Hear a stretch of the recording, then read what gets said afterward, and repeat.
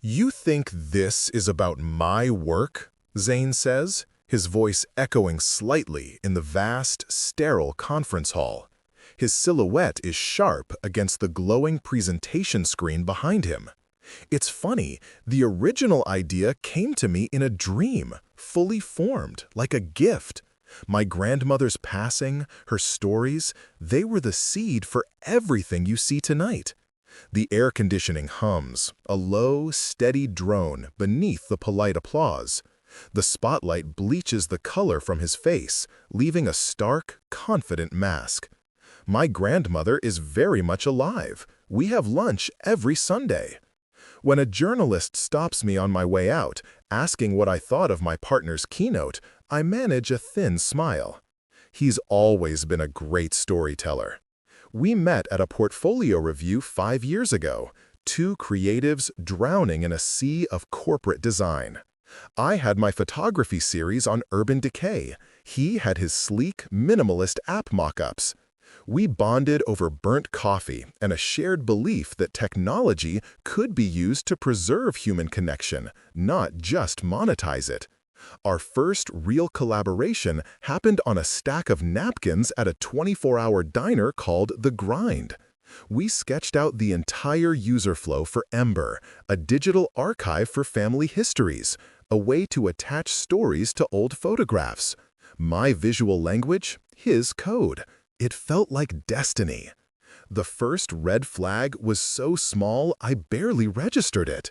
He pitched a minor feature from Ember to a local startup without telling me, just to test the waters.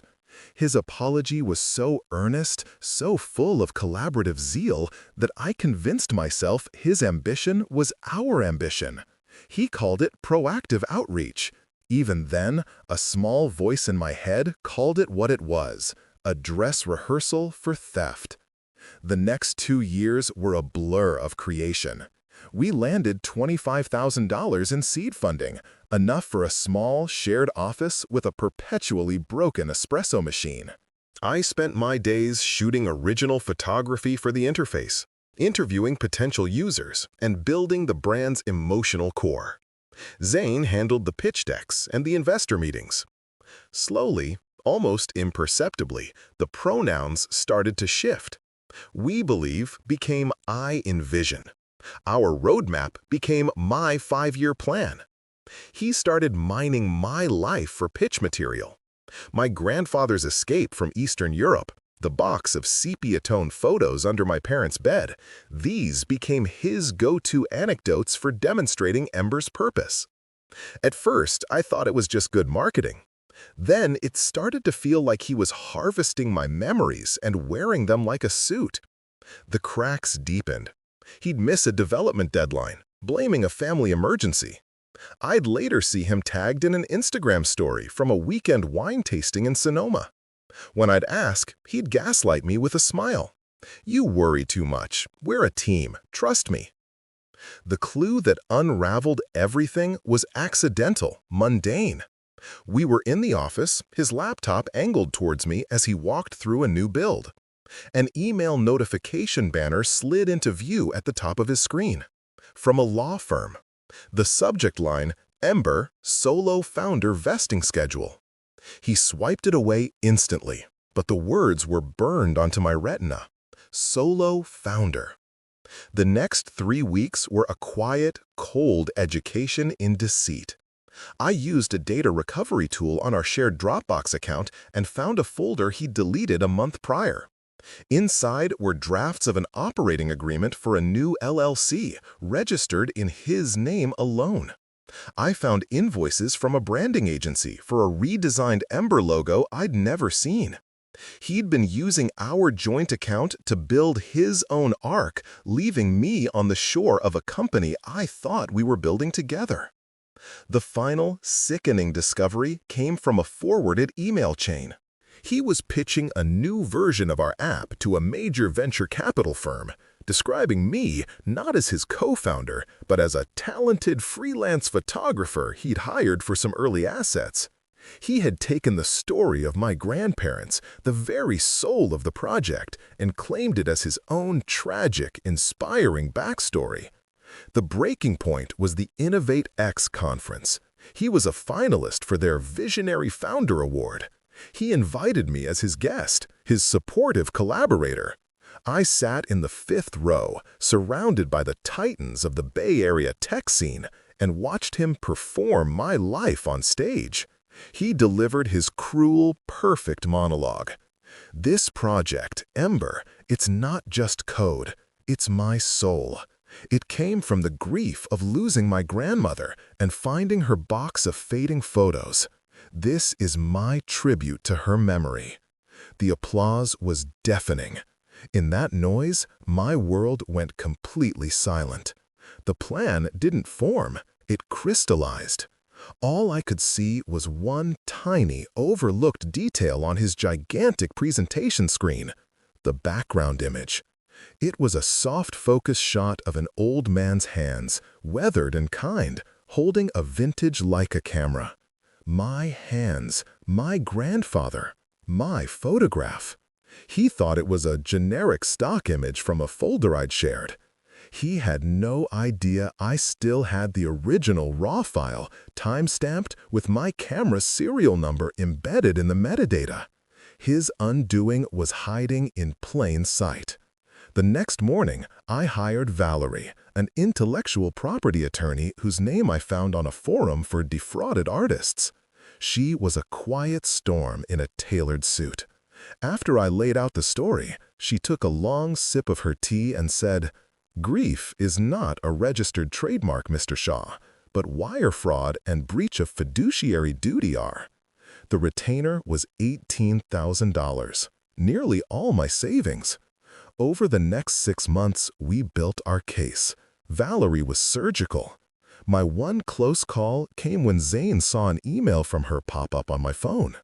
My heart seized, but I casually swiped it away, muttering something about spam for an extended car warranty.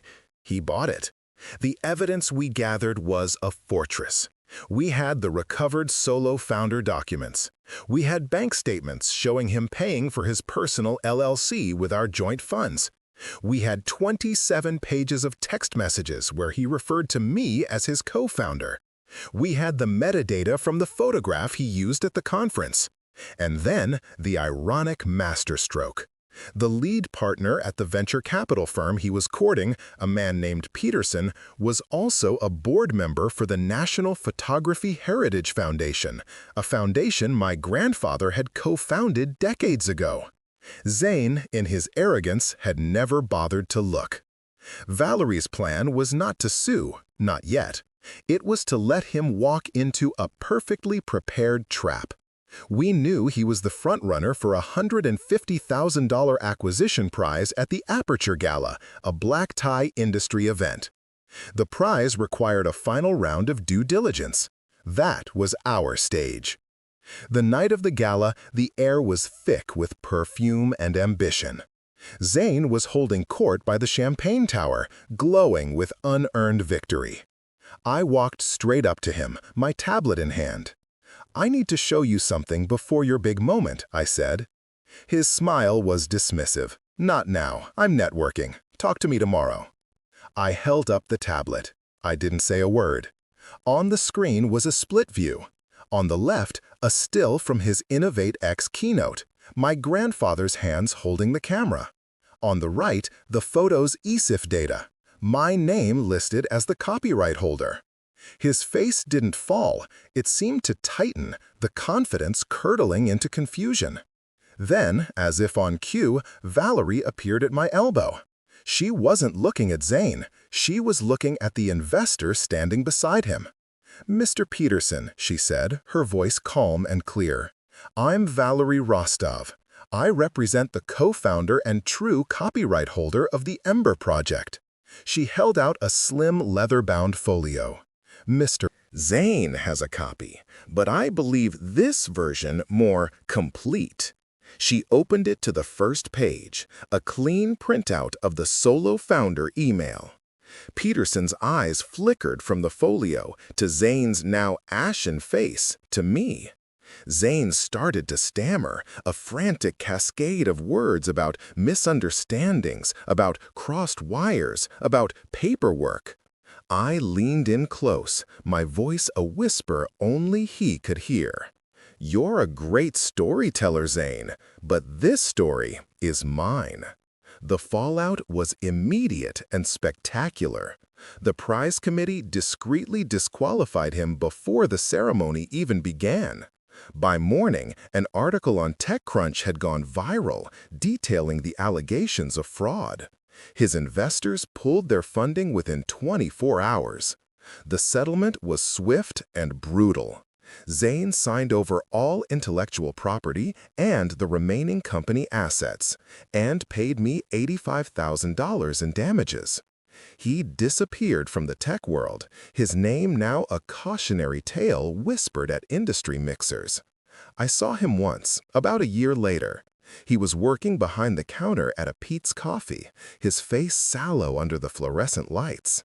The confident mask was gone, replaced by a hollow, haunted exhaustion. He didn't see me.